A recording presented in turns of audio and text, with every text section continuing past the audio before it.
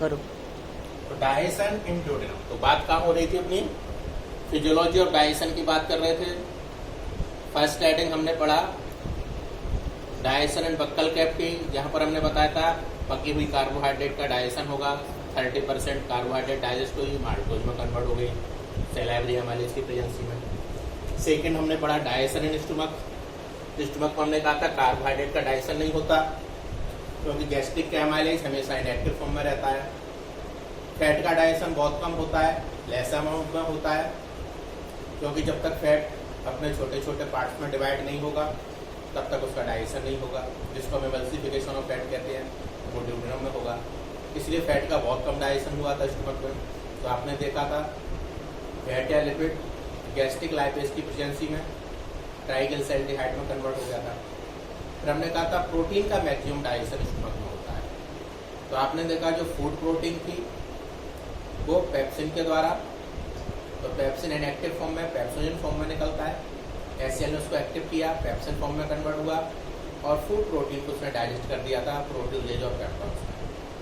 Lactating child में आपने देखा था जो मिल्क प्रोटीन थी वो रेनिन के द्वारा जो कन्वर्ट हुई थी कैसिनेट और पैराकैसिनेट में, फिर उस पर पेप्सिन ने काम किया कैसिनेट पैराकैसिनेट पर और बन गया था प्रोटीलेज और पेप्टॉन्स। इस तरह से स्टमक में हमारा कायम फॉर्म हो गया था। अब ये कायम स्टमक से जाएगा ड्यूडेनम में, जहाँ फूड का मैक्सिमम डाइजेशन होगा और काइल बनेगा। तो याद रखना ड्यूडेनम से केवल एक एंजाइम निकलता है, उसका नाम एंटेरोकाइनेज है, और वो कोई फूड का डाइजेशन नहीं करता। तो सबसे पहले हम जो बात करते हैं यहाँ पर प्रोटीन की बात करते हैं पहले, ठीक है। प्रोटीन की बात करेंगे तो क्या होगा कि जो प्रोटीन है, तो आपने देखा था क्या बना था प्रोटीन में, यहाँ पर प्रोटीओजेज। सबसे पहले प्रोटीन के डाइजेशन की बात करेंगे तो आप देखें जो ड्यूडेनम में आएगा पहले ट्रिप्सिनोजन आएगा। कौन सा एंजाइम आएगा? ट्रिप्सिनोजन। और याद रखना ट्रिप्सिनोजन पैंक्रियास से आता है और ड्यूडेनम से केवल एक एंजाइम निकलता है एंटेरोकाइनेज। कौन सा निकलता है? केवल एंटेरोकाइनेज। फिर समझो ट्रिप्सिनोजन एक एंजाइम है, इनएक्टिव फॉर्म में है। कहां से आ रहा है? ये पैंक्रियास से। ड्यूडेनम से एक एंजाइम निकलता है केवल एंटेरोकाइनेज और वो फूड का कोई डाइजेशन नहीं करता, केवल इनएक्टिव ट्रिप्सिनोजन को एक्टिव ट्रिप्सिन में कन्वर्ट कर देता है। तो पैंक्रियास से आने वाले इनएक्टिव ट्रिप्सिनोजन को ड्यूडेनम के एंटेरोकाइनेज ने किसमें कन्वर्ट किया? एक्टिव ट्रिप्सिन में। फिर पैंक्रियास से दूसरा एंजाइम रहता है, दूसरा रहता है ट्रिप्सिनोजन के बाद काइमोट्रिप्सिनोजन। काइमोट्रिप्सिनोजन इसको ये ट्रिप्सिन एक्टिवेट करेगा। इस ट्रिप्सिन ने काइमोट्रिप्सिनोजन को एक्टिवेट किया और बन गया काइमोट्रिप्सिन। क्या बन गया? काइमोट्रिप्सिन। ये दोनों एक्टिवेट हो गए। फिर थर्ड आता है प्रोकार्बोक्सीपेप्टाइडेज। प्रोकार्बोक्सीपेप्टाइडेज इसको ये दोनों मेनली पूछा जाए तो ट्रिप्सिन। आप दोनों भी बोल सकते हो, ट्रिप्सिन और काइमोट्रिप्सिन, लेकिन एक पूछा जाएगा तो ट्रिप्सिन टिक करना पड़ेगा। दोनों मिलके कन्वर्ट कर देते हैं कार्बोक्सी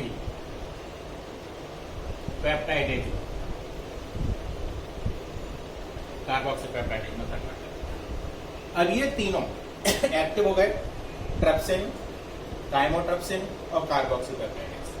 अब ये तीनों जो डाइजेशन करेंगे ये काम करेंगे प्रोटीओजेज प्लस पेप्टॉन्स पर। तो प्रोटीओजेज प्लस पेप्टोन्स पर ये तीनों काम करेंगे। ये तीनों कौन? Trypsin, chymotrypsin carboxypeptidase. तो ट्रिप्सिन, ट्राइमोट्रिप्सिन,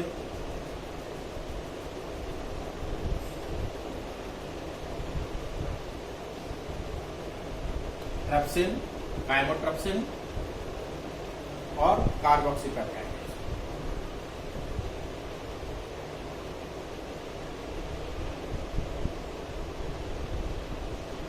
ठीक है, ये तीनों मिलकर प्रोटीज और पेप्टोन्स को डाइपेप्टाइड में कन्वर्ट करते हैं। ठीक है, डाइपेप्टाइड या पेप्टाइड में कन्वर्ट करते हैं। क्लियर? अब इसके बाद क्या बचता है? सेकेंड। तो सेकेंड में आपने देखा, हमने कहा था 30% कुक्ड कार्बोहाइड्रेट बक्कल कैविटी में डाइजेस्ट हुई थी। स्टमक में कार्बोहाइड्रेट का डाइजेशन नहीं हुआ था। अब जो रिमेनिंग 70% कार्बोहाइड्रेट है, रिमेनिंग 70% कार्बोहाइड्रेट, इसको जो होगा पैंक्रियाटिक एमाइलेज, क्योंकि ये सब एंजाइम पैंक्रियास से आए हैं, पैंक्रियाटिक एमाइलेज, ये इसको कन्वर्ट कर देगा माल्टोज में, इसमें कन्वर्ट कर देगा माल्टोज में। थर्ड, हमने आपको बताया था लिवर से जो बाइल जूस आता है वो ड्यूडेनम में पहुंचता है, और ड्यूडेनम में बाइल जूस का जो मेन फंक्शन है वो इमल्सिफिकेशन ऑफ फैट है। इमल्सिफिकेशन ऑफ फैट का मतलब होता है फैट के बड़े बड़े मोलिक्यूल्स को स्मॉल पार्टिकल्स में डिवाइड कर देना। तो जब फैट का इमल्सिफिकेशन हो गया तो यहाँ पे जो डाइजेशन होगा वो इमल्सिफाइड फैट होगा, इमल्सिफाइड फैट। ठीक है, और इमल्सिफाइड फैट पैंक्रियाटिक लाइपेज की प्रेजेंस में जो कन्वर्ट हो जाएगा डाइग्लिसरैल्डिहाइड और मोनोग्लिसरैल्डिहाइड में कन्वर्ट हो जाएगा। डाइग्लिसरैल्डिहाइड प्लस मोनोग्लिसरैल्डिहाइड में कन्वर्ट हो जाएगा। क्लियर? तो आपने देखा प्रोटीन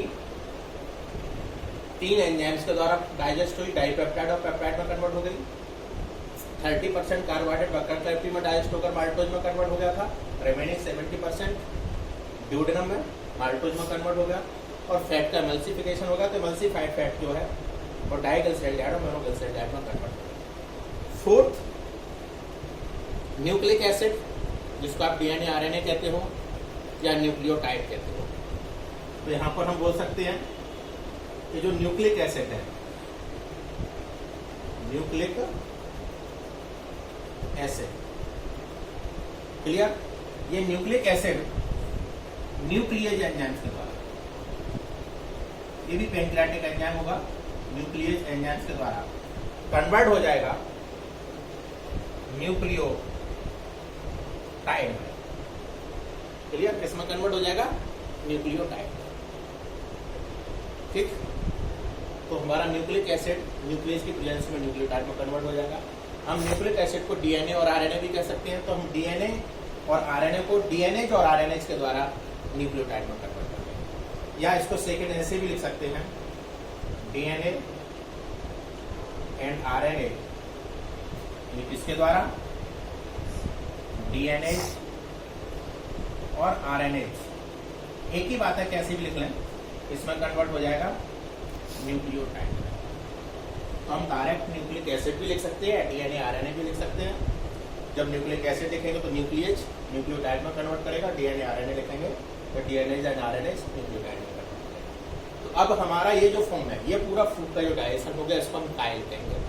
अब ड्यूडेनम के बाद जो फूड है वो काइल फॉर्म में जेजुनम और इलियम में एंटर होगा। ठीक, तो मैक्सिमम डाइजेशन है फूड का वो कहाँ देखने को मिलता है? ड्यूडेनम में। तो हम लिख सकते हैं maximum digestion, maximum digestion. Clear? अब जो भी डाइजेशन है वो इंटेस्टाइन यानी जेजुनम और इलियम में देखना।